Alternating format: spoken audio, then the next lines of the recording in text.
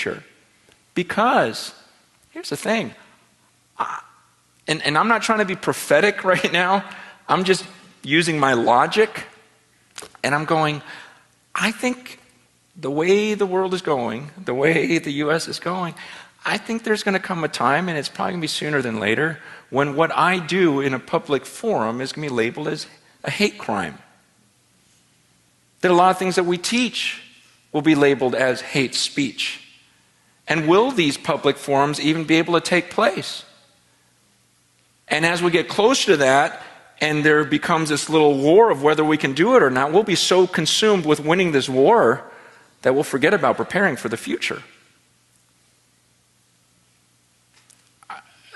And again, let me just throw a couple examples out at you. And I'm not saying this is where the U.S. is going. Understand me. I just want to throw a thought out at you. And again, it's from history, which I'm terrible at history. But this I do know because I read it in a book. We had these communist revolutions in China and in Russia. In both revolutions, they were trying to kill the church, right? I mean, the whole point is we're gonna destroy the church.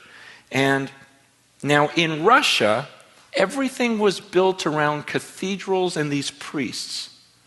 Everything was centered around these buildings and these teachers.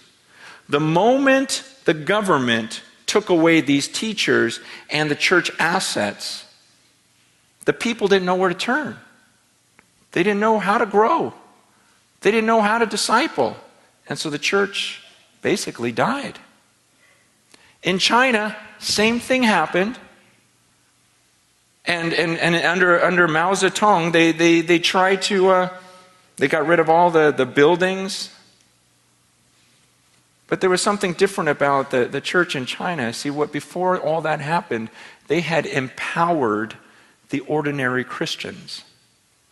And the ordinary Christians knew how to lead others to the Lord.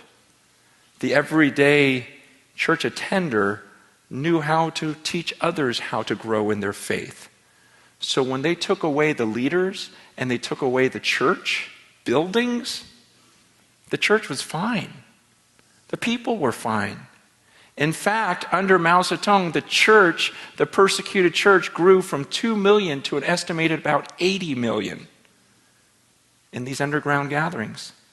Why? Because the people, they understood how to minister to other people. They knew how to teach other people.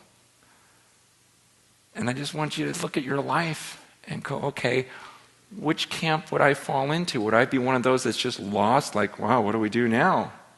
The building's gone? The leadership's gone? Or do you just go, we don't really need a building. And I know the Word of God, and I know how to lead other people. And when I look at what God's doing with people craving this type of leadership and this type of movement, I go, it could be the Lord preparing us for the future. And it's pretty exciting to be a part of that. And I hope you get excited about that. And I hope you go, okay, what would it look like for me? And am I this leader? Am I making a disciple? Because regardless, biblically, that's what we're supposed to be doing.